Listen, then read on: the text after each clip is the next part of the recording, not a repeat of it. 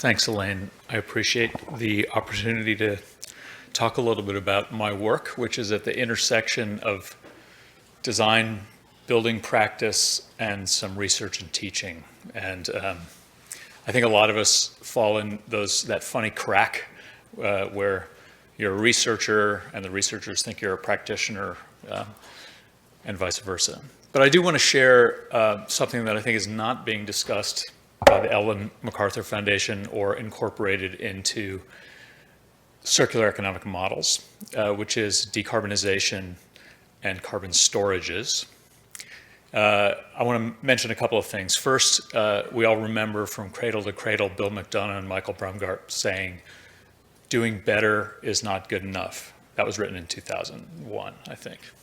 The second thing is we are operating as if the dollar or the euro or the renminbi is the currency.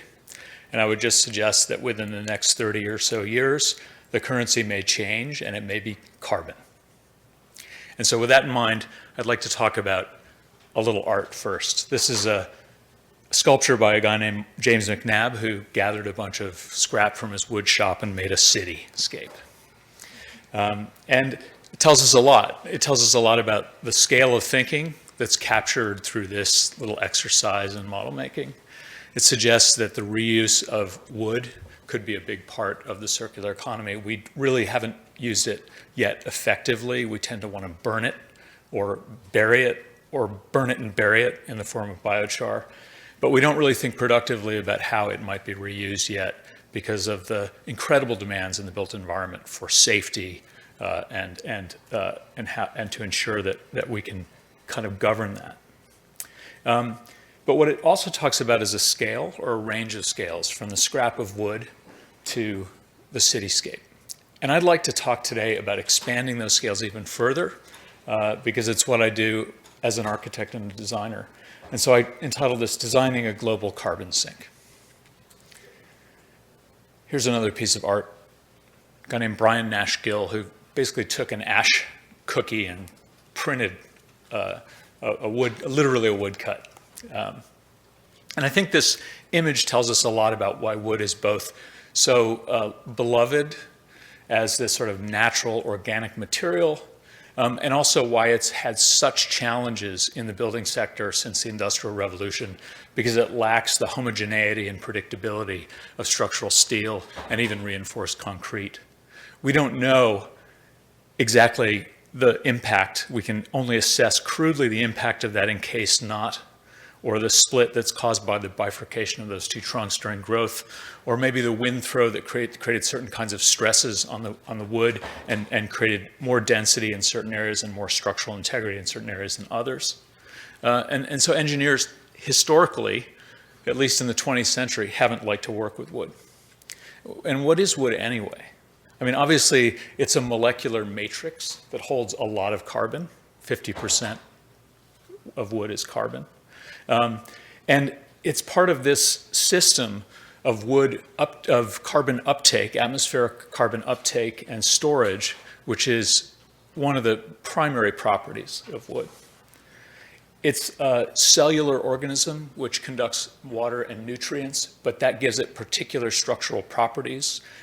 Wood is very strong in the longitudinal axis, and in the weak axis, the transverse axis. It's hard to manage, which makes it, in terms of an engineering process, which makes engineers training difficult in wood. There are wood specialists in engineering. It's, of course, a bunch of products, and we all know there's a new host of products that are being used more and more and argued for their environmental benefit. And I think we can always question a claim like that, but I think it's safe to say, as I was saying a little earlier, there are intrinsic properties to wood that make those products potentially environmentally beneficial. They're part of an increasingly complex manufacturing system using digital technologies and design models to digital fabrication programs that are speeding the supply chain from design conception to manufacture. That produces a whole set of demands for us to understand wood as a regulatory system. This is the 2021 IBC. Many of the people in this audience played a huge role in making sure that people understood wood differently from its current understanding as a sort of mill construction, which is in the code currently. Recently, in 2015, the IBC allowed cross-laminated timber to be considered as a massive timber system or a heavy timber system. But now we have a range of different possibilities to deploy wood in the city to compete with sectors that have been controlled entirely by the concrete and the steel industries. And then, of course, wood is forests and forest stands and the dynamics of forest stands and the ecosystem services that they provide and the habitats that they create. And then at a global, and they're also a source of disturbance, natural disturbance, wind throw, fire, and also human disturbance. And the degree to which we, as harvesters of wood products, can try to simulate or analogize what happens when a forest is knocked down by natural forces and is allowed to recover over time, and the benefits that it provides through those stem successions, where different habitats occur over the lifetime and regrowth of those forests, we better understand how to use those forests. And then, of course, forest is a global system, which are at incredible risk. And just to pick up on our conversation earlier, the sources of those risks probably are, to some degree, illegal harvested wood product extraction, but there are a bunch of other sources that affect global forests. I'll talk about that too, briefly, because you all know this. So the whole sort of forest carbon cycle, the relationship between us, consumers of material, carbohydrate, and consumers of oxygen, and forests, which are the consumers of carbon dioxide that we produce with solar energy. The idea that the forest can be actually an incredibly powerful material manufacturing system that uses photosynthetic energy rather than fossil fuel energy or even photovoltaic energy.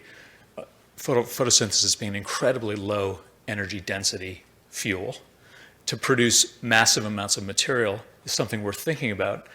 And of course, it's really also important to think about that biospheric sort of layer of forest carbon, soil carbon, and forest soils, which we want to protect. If we harvest, we definitely want to protect those soils. But we don't protect the soils as builders. We extract the forest first, often to get at materials in the lithosphere, ores, minerals.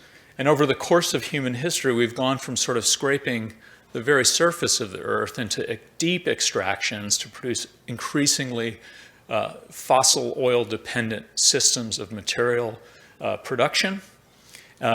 We assume that they're endless and infinite, and we have literally dug ourselves over the last 150 years into a pretty deep hole.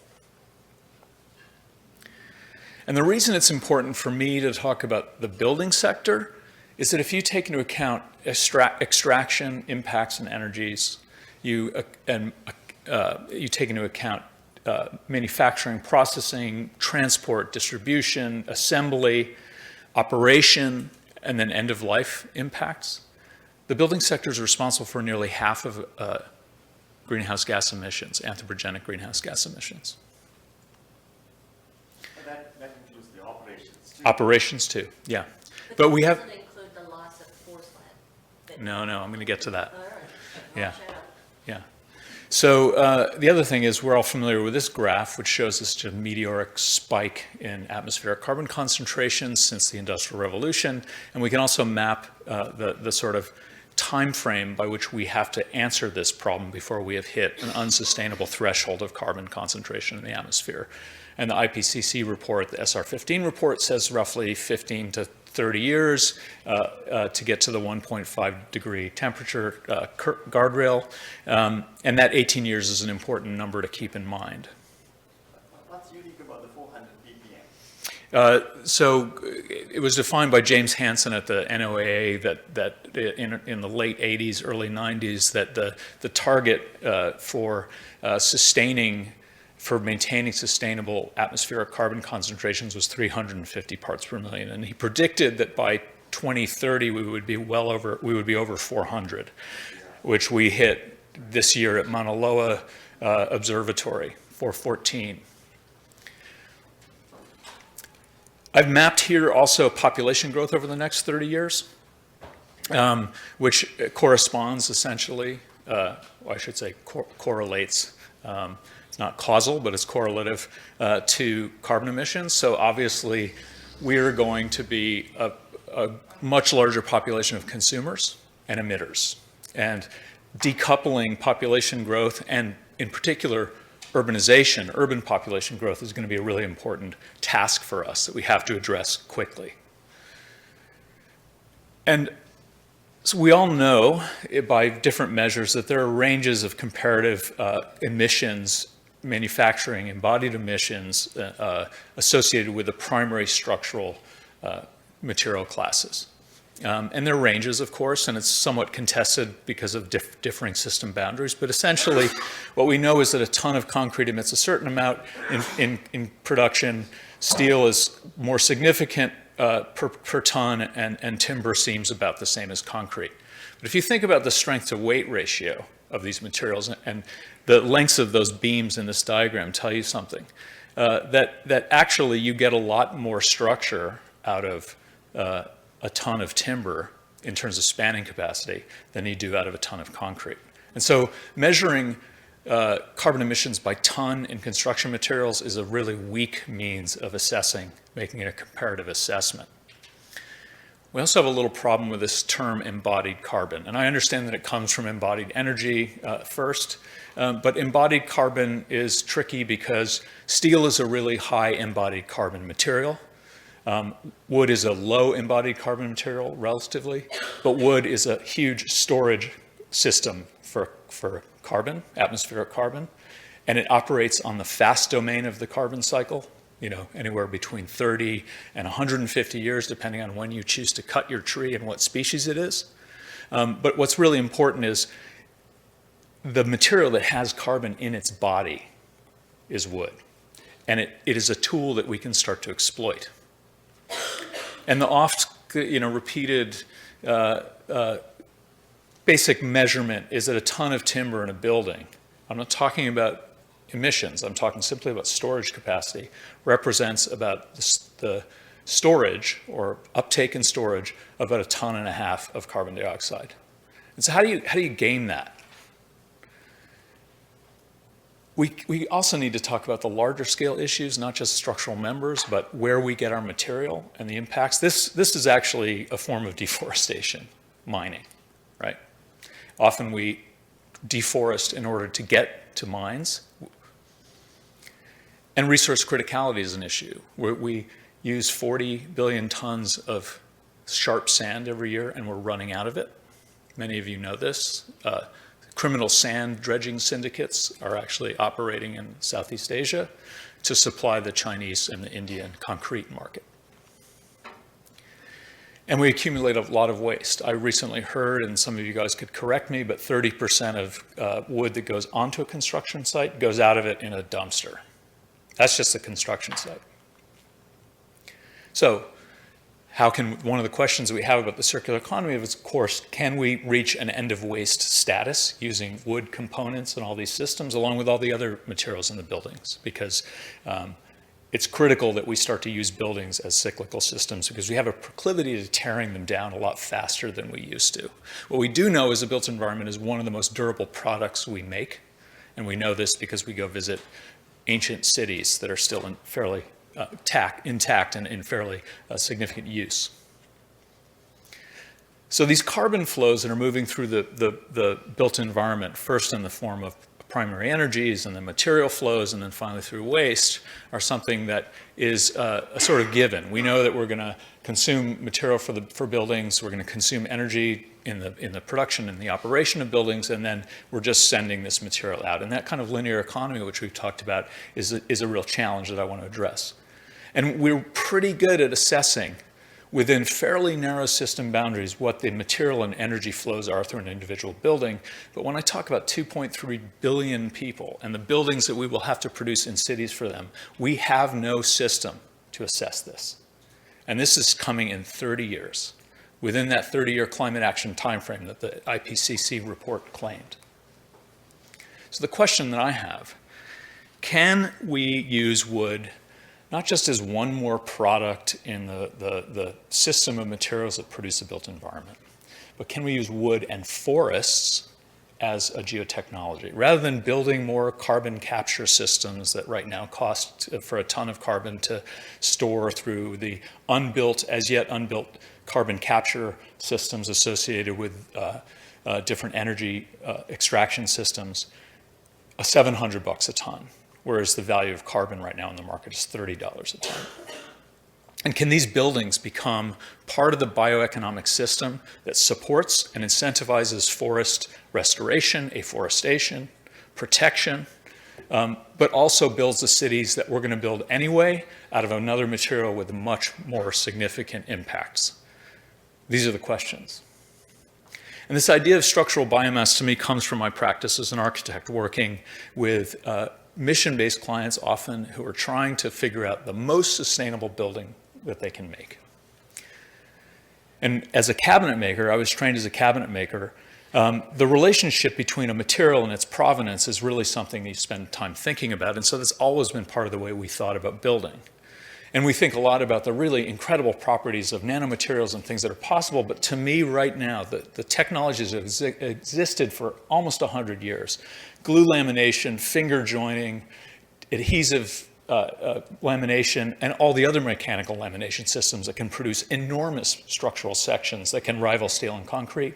They are ready at hand industrially, and they've already been proven.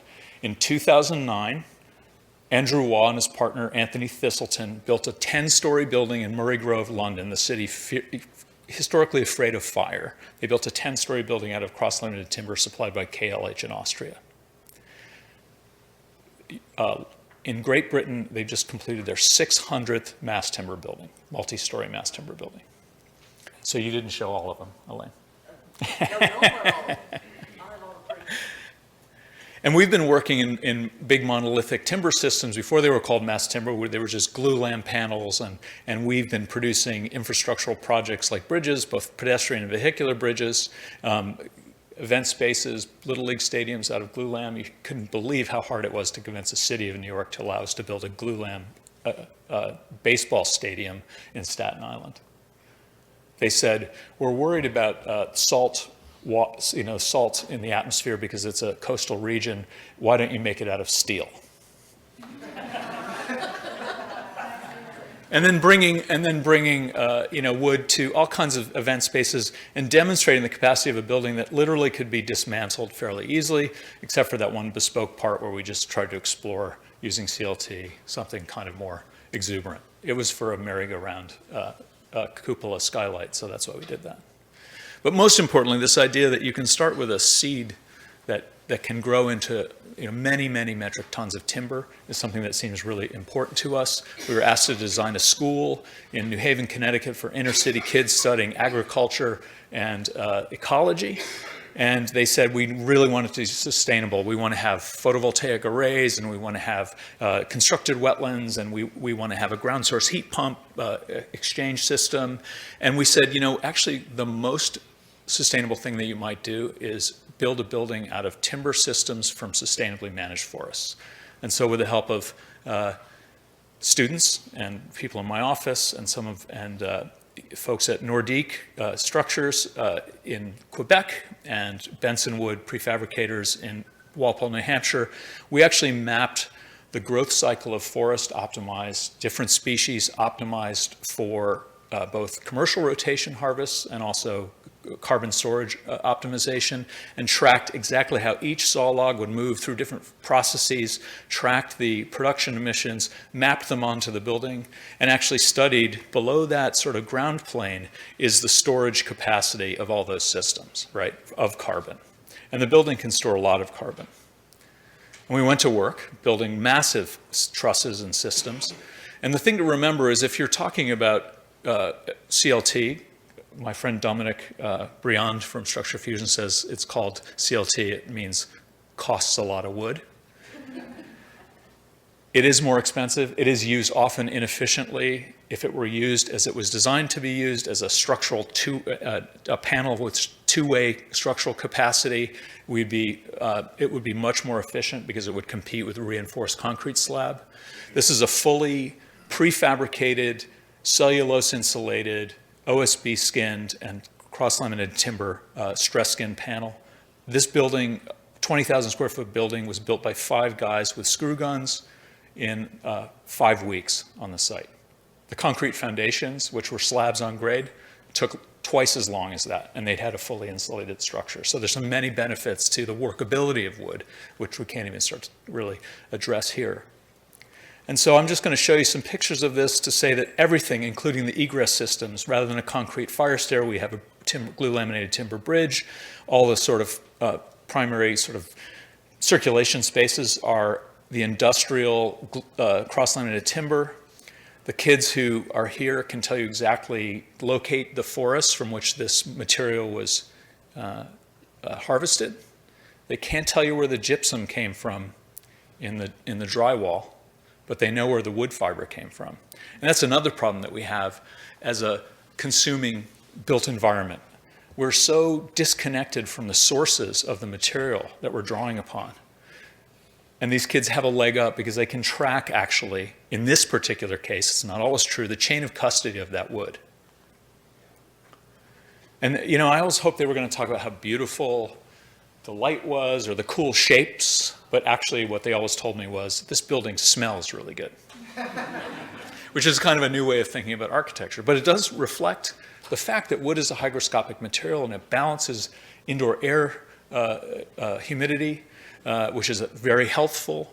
There have been studies that prove the benefits of children being in wood-lined classrooms in Austria and Switzerland, lower heart rates, lower cortisol levels.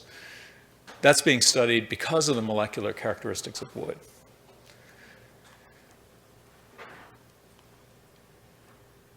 And this young guy actually helped us do a study, and he counted up all of the wood products, and he discovered that, you know, 500 metric tons of carbon dioxide are stored in the building, making the building truly net zero with an expanded system boundary to include the production phase for the first 11 years of its operation.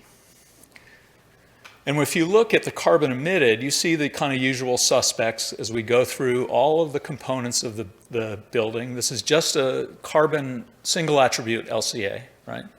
And it's pretty much what you'd expect. A lot goes into the foundations, a lot went into the site and groundworks. Look at, you know, the electrical system. A lot of that because of the copper wiring and a lot of the metals that are associated with it, but also because the semiconductor that was sintered onto the photovoltaic panel has an enormous carbon footprint. And that goes to this temporal issue, which I want to raise quickly. And then you look at the storages. Of course, site and ground, we protected a lot of the trees and the biomass on the site, the structural frame. We even give a little to concrete because, you know, it does, as it decays, concrete carbonizes, so it does absorb a little carbon dioxide. And so material density is really important. That's why CLT, or these massive wood systems, which they seem aesthetically inefficient, have another kind of efficiency if you think about the carbon economy. And then land use density also matters. And so we have material density and we have land use density. This is how wood is used in America, and mostly around the world, because suburbia is one of the most durable exports that we've provided the world. But with that use of wood comes a huge consumption, as Elaine just said, of land area. It comes with incredible infrastructural costs and impacts and repair requirements, refurbishment requirements. It comes with line transmission loss and an attenuated network. And of course, driving. We all know about that. So the question is, how can we take this material, which is typically applied to this low-rise, high-impact land use strategy, and shift it back into the city? We should talk about the Timbertown Tower. and the economics of that. But I think what's really important is to understand that there is an operation that we can take on now, given the tools that we've been provided by the American Wood Council, by Woodworks, by the ad hoc committee on the IBC. We have regulatory capacity to build mid-rise, pretty dense cities, high enough cities that most cities in the US would be perfectly satisfied with an 18-story building as their highest building, right? How do we do that? And note, it is very funny to me, funny haha, not really funny haha. It's funny, it's strange that the materials with the lowest extraction impacts, potentially, if done properly, and processing impacts, produce the most energy and emissions intensive building morphologies of human settlement, while these really efficient urban footprints, which share building envelopes, mechanical systems for many, many families, are produced from really intensive systems, even if you're just recycling them. And one thing about recycling steel and aluminum is that the stocks of material, as we reuse them over and over again, start to become less valuable. They're less useful. They degrade. And so the circular economy, closing that loop, is going to be an extreme challenge. And let's just compare the suburban house to a 7-story building on the exact same footprint in New Haven, Connecticut. The carbon storage capacity, not to mention that Timber City mid-rise prototype that we designed houses something like 42 families. And if you start scaling that up, we start seeing increased benefit. I don't have to go through the math. It's pretty much basic arithmetic. The question is, how do we decouple these two linked landscapes? The extractive landscape that produces kind of a linear economic model that produces cities, and the forest landscape, which is potentially regenerative if protected properly and understood from this destructive suburban land use strategy. And we would maintain that first, managing regional forest economies and understanding of potential synergies between that dense city and that diagonal relationship with the forest landscape are where to go. And exactly what kind of species can we use at different times to optimize the yields from forests that we choose to cut, the working forests? What products can they be? How do they get mapped on to the large building? And let me just shift a minute back to this time frame issue. This is a street near where I live, but not of this era, obviously in the probably 40s. It's a pretty low mid-rise, unreinforced masonry block, mostly intact still. And we need to think really carefully about how we reuse not just components of the built environment, but actually building elements, units of building, which are the buildings. So we quickly compared the life cycle emissions of an existing building starting from day one, knowing that there was already embodied emissions associated with that, and this new super high performance building. And over a 50-year time frame, we see essentially the carbon emissions profile of an existing building, which is just not particularly efficient, and it's just generating greenhouse gases as it emits operationally. To build this new high performance building right now, we have to have a significant carbon spike of impacts associated with the production phase of the building. And we don't pay that off through this new high efficiency operation of the new high performance building until something like 30 years out. Obviously, this is slightly fungible, but essentially we have to pay off, amortize this carbon debt that we have used to make the building, this new building. So in some ways, the question of what is truly sustainable given a 30-year time frame for climate action, that's really something we should be thinking about. And that means that we should be reusing, again, buildings as much as possible. And so we actually were asked by a New Haven official, our city, to say, look, we want to protect the historical buildings, but we really need to increase density in the downtown. We're zoned for 6 and 8 stories, and we have 2-story buildings. Is there anything we can do with that? And so we designed a series of overbuilds using mass timber, which simultaneously create more units of housing or business or commercial spaces per footprint. And also, because of the stiffness and the lightness of the material, serve to reinforce this unreinforced masonry building, making it possible to build on top of them. So we studied this for a hotel in New Haven, a 2-story overbuild, using the shaft, the cores of circulation stairs and elevators, essentially to reach down and stabilize this at the footings of the building and make it possible to build 2 stories on top of it. And we went to work.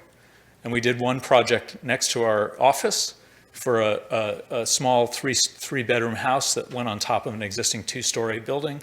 And this building went up in 1 day. Not the interior finishes, but the entire shell and weather enclosure. And it's because the materials are light, quick, and prefabricated. And so the possibility of creating density, not just through new building, but also through using wood, a light system, to increase the capacity of a city footprint is a really interesting area of work. But very quickly, just scaling up and looking at how much can a working forest in Maine, how much timber can it produce over a vision plan, 30-year vision plan of a city, just filling in the parking lots that are service parking lots with new timber building. And essentially what we found was, if you studied the preservation of wood kept in reserve in those working forests for habitat, and you counted the amount of carbon dioxide reabsorbed through the regrowth of that harvest forest, and you also talk about the amount of carbon that's stored in the city and the amount of carbon that's avoided by not using steel and concrete, you get up to some really big numbers for not too many buildings. And then now we're talking about the monetization of carbon and its potential to actually serve as an incentive for building with wood. In a tax and cap and trade scheme or a carbon tax scheme, this would be meaningful to a city, suffering with budgets, or a developer who is looking at deciding between making a steel or a concrete building or a timber one. And, I'm using the $30 a metric ton. Bill Nordhaus is saying that by the end of the 21st century, carbon's going to cost $1,000 a ton to emit. And so that starts to be really big numbers. And so again, we mapped this system, cyclical forest growth, what kind of rates we could look at. The sort of recycling system is essentially just forest growth and death, so emissions and then photosynthetic uptake. But if we actually pull that wood out, as Elaine is suggesting, into either a low-rise morphology or even better, a high-rise morphology, we actually start to see massive storage capacity. And so we looked at that as a global scenario. What happens if we were to say, and it purely as a provocation, what happens if we were to say we're going to build with wood all of the demand for new buildings globally in the next 30 years? It raises a lot of questions, but what does it mean in terms of scale? We structurally modeled a concrete building, a steel building, and a timber building. And we compared storage, which is the white rising up off the frame, to emissions rising up out of the frame, to storage in black being sunk into the structure of the building. And I'm not going to go through these numbers because I've gone on too long. Yeah. Question on the previous Yeah. one? Yeah. On the wood buildings. Yeah. Now you also need to put some gypsum, which presumably increases the carbon footprint. Yes. Or the carbon. Did you account for that? Well, on the other one, we were looking just at comparative primary structure, because that represents the bulk of the weight of the building. Bulk of the weight, yeah. It's the bulk of the building. All buildings will need copper or aluminum wiring. All buildings will need probably the same mechanical systems unless they become passive house. So what we were saying was, we identified the things that we could make a clear comparison with in terms of their impacts based on ranges.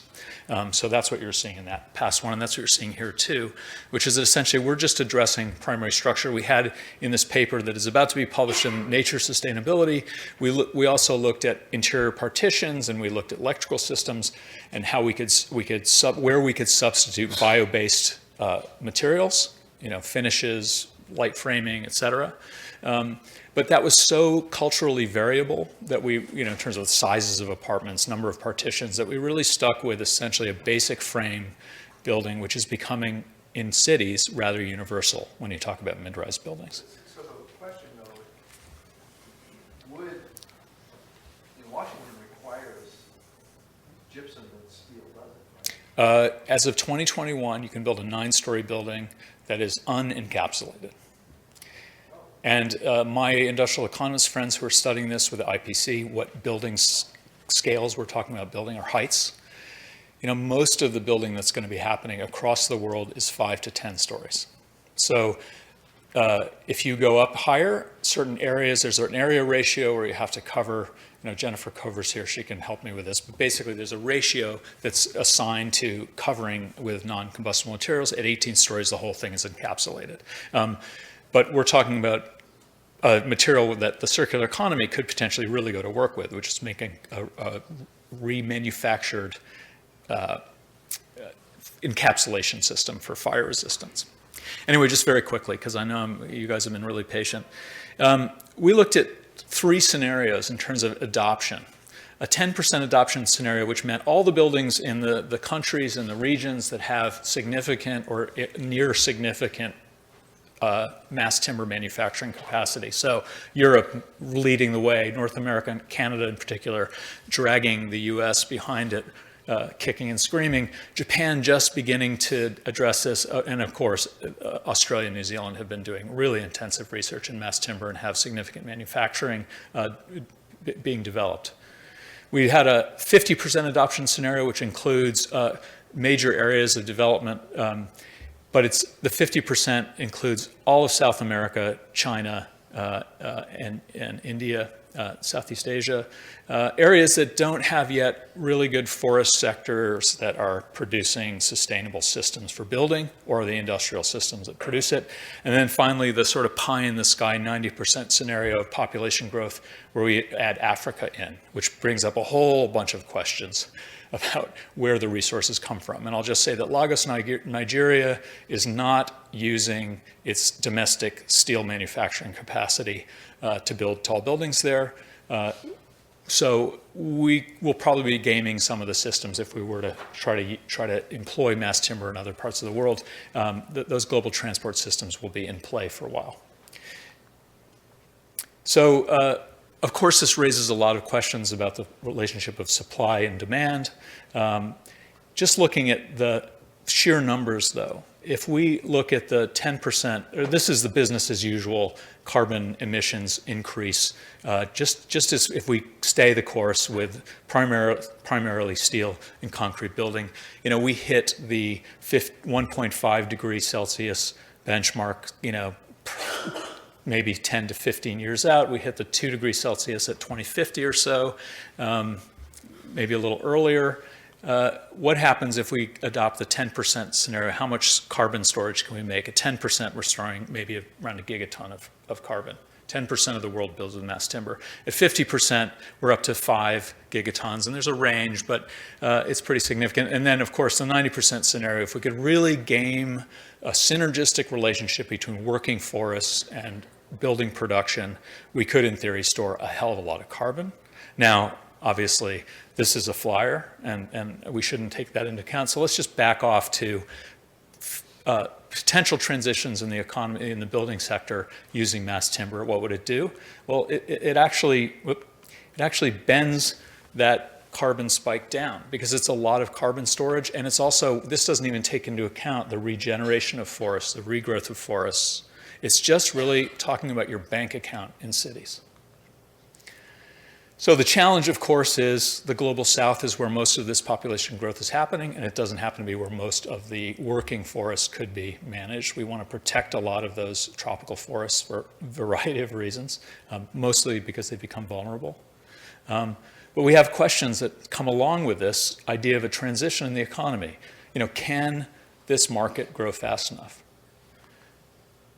Can the forests that we harvest, or the reused material that we take from demolition, be maintained sustainably without more impact? Because we don't want to turn the timber industry into one more extractive, land-destroying industry. It has had a history of that. Many forests have recovered. Maybe many have been totally converted.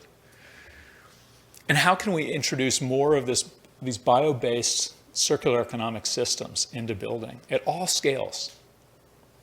Pavements. I just saw a locust pavement being installed at the University of Arkansas.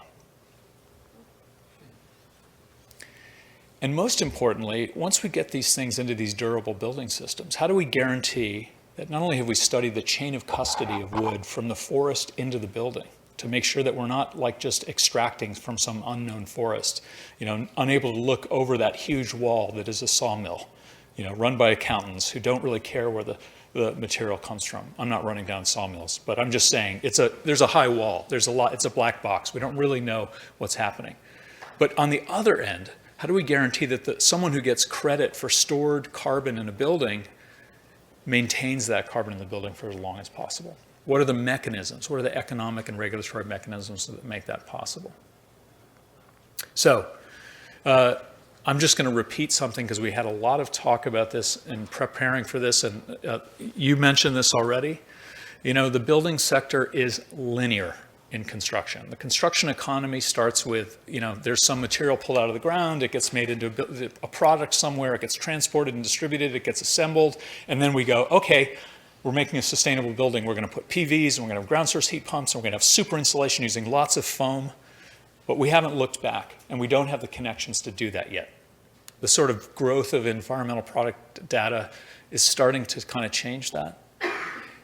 But, it's funny to me that this system of production, this linear system production, looks actually a lot like the siloed relationships that you mentioned earlier between the people who are doing the science around the material growth or extraction, the people who are developing the manufacturing processes, the transport infrastructure, the land use policies and planning policies, finance schemes, whether it's through carbon monetization or just standard construction loans, venture capital, building development and design and engineering, building management, infrastructure maintenance, waste management, material preparation for reuse. None of these people are talking to anybody, as Elaine said, except the guys next to them. And so it just so happens that the connected buckyball is exactly what this looks like. And the question is, I feel lucky because I can talk to forest scientists at Yale Forestry and Environmental Studies as an architect and a builder. And I get some connections. I'm dealing with developers all the time. But I don't really ever talk to people who do material prep for reuse. And so how does the circular economy work as a knowledge economy? That's the question that I have, and it's an important part. And then I guess in the end, just repeating what I think someone said earlier, we're actually kind of creating a future history of carbon. We started with these carboniferous forests, which were not so prone to aerobic digestion, slowly decayed and compressed under enormous geological temperature and pressure into what we know now as gas and coal.